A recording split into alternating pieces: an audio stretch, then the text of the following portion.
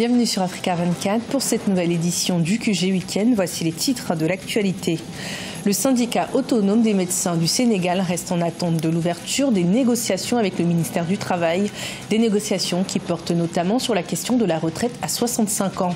La problématique de l'accès au crédit bancaire est très présente en Afrique de l'Est. La population se dirige donc vers des prêts mobiles dont les taux d'intérêt peuvent atteindre les 20%. Et puis en Guinée, nous irons à la rencontre de Nathalie Zenabari, une jeune entrepreneur qui a investi plus de 2 milliards de francs guinéens dans l'aménagement d'une ferme avicole de 3000 poules. Mais tout d'abord, en Afrique du Sud, le congrès de l'ANC a salué la mise en accusation de l'ancien chef de l'État, Jacob Zuma, par la justice. En effet, les procureurs ont pris la décision ce vendredi 16 mars de rétablir les charges de corruption qui pèsent sur l'ancien dirigeant du parti au pouvoir, l'ANC.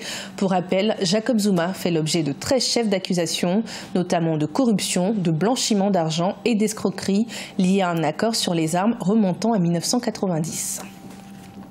Le syndicat autonome des médecins du Sénégal déclare être en attente de l'ouverture de négociations sérieuses avec le ministère du Travail, des négociations liées à la question de la retraite à 65 ans, mais aussi au statut des praticiens hospitaliers. Le point dans ce reportage de notre correspondant El Hadji Ndiaye. Les membres du syndicat autonome des médecins du Sénégal, SAMES, ont exprimé leur déception après la rencontre avec le gouvernement. Les syndicalistes s'attendaient à des propositions de sortie de crise, mais ils se rendent compte qu'ils sont toujours dans le processus. Le SAMES constate que sur 7 points, aucun n'est totalement résolu et concernant la retraite à 65 ans et la création du corps des praticiens hospitaliers, aucune évolution n'a été constatée. Comme vous le savez, les questions administrative, nous avons la création de nouveaux corps. Mais ces nouveaux corps ne prennent pas en compte le corps des praticiens hospitaliers qui nous intéresse. Donc on peut dire que sur cette question, il n'y a pas de proposition. Maintenant, pour la retraite à 65 ans, le ministre du Travail devait convoquer une réunion rentrant dans le cadre de la réforme des retraites. Mais malheureusement, cette réunion ne s'est pas tenue. Pour les syndicalistes, la mise en œuvre des plateformes revendicatives est primordiale. Sans cela, des grèves générales sont prévues sur toute l'étendue du territoire. Si on ne parvient pas à avoir une solution rapide, il risque d'y avoir de l'escalade dans le mouvement de grève. Parce qu'on ne prévoit plus de faire une grève simple, mais une grève avec centralisation des urgences.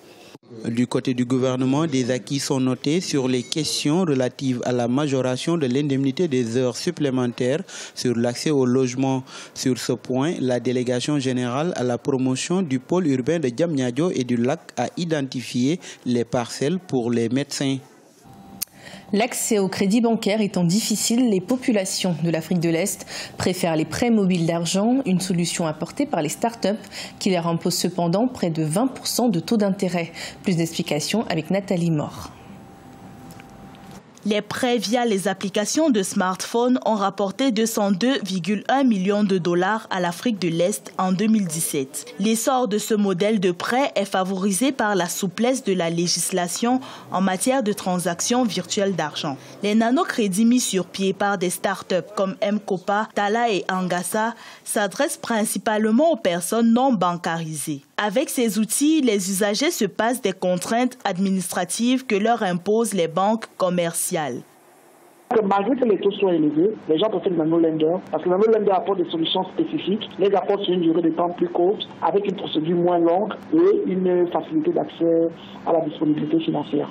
Le crédit mobile, présenté comme salutaire par ses utilisateurs, cache toutefois quelques revers. En effet, des utilisateurs pointent le manque de confidentialité des comptes débiteurs. De plus, le taux d'intérêt et les délais de remboursement de ces crédits sont contraignants. Il faut compter des agios de 5 à 20% sur une période de 30 jours.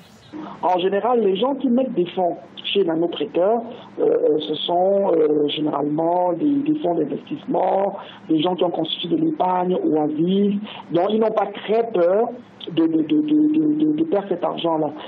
Même si les recettes du crédit mobile sont en baisse de 33% par rapport à 2017, le secteur reste attractif pour les investisseurs. Notons que le rapport FinTech 2017 de la East Africa Venture Capital Association a sélectionné 11 opportunités économiques encore inexplorés par les start-up de la FinTech est-africaine.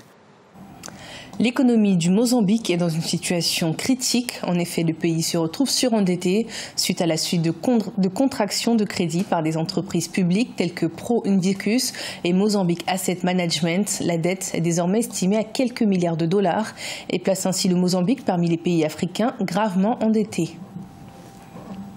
En Guinée, la jeunesse s'implique de plus en plus dans la transformation économique. C'est le cas de Nathalie Zenabari, une jeune fille de 27 ans qui a investi plus de 2 milliards de francs guinéens dans l'aménagement d'une ferme avicole de 3000 poules. Son portrait dans ce reportage d'Emmanuel Milimono.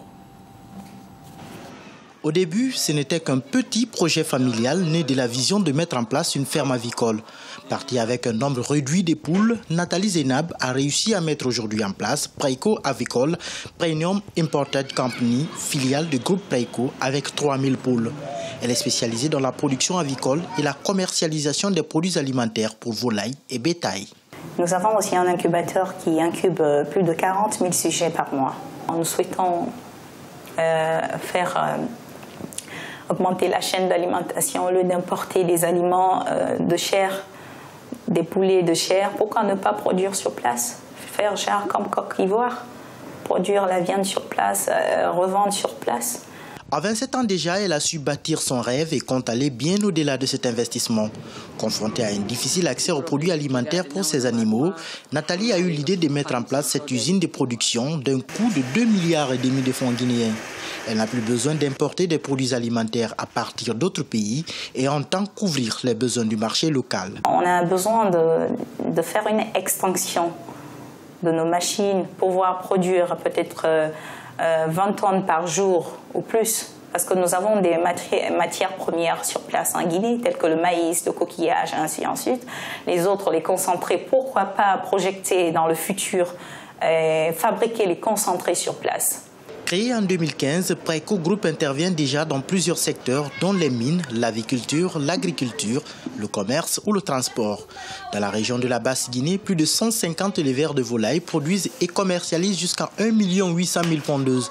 L'objectif de Nathalie est de devenir un partenaire privilégié dans le cadre de la fourniture d'aliments à ses acteurs. 3 ans après l'annonce de sa retraite, le joueur ivoirien Yaya Touré est de retour en sélection nationale et le milieu de terrain qui évolue à Manchester City effectue ce retour lors d'un match amical face au Togo le 24 mars prochain. Pour rappel, Yaya Touré avait annoncé sa retraite suite à la victoire des éléphants à la CAN 2015 avant de revenir sur sa décision en décembre 2017. Ce journal a été préparé par l'ensemble de la rédaction. Merci de nous avoir suivis. Retrouvez dans un instant une nouvelle édition de l'information sur Africa 24.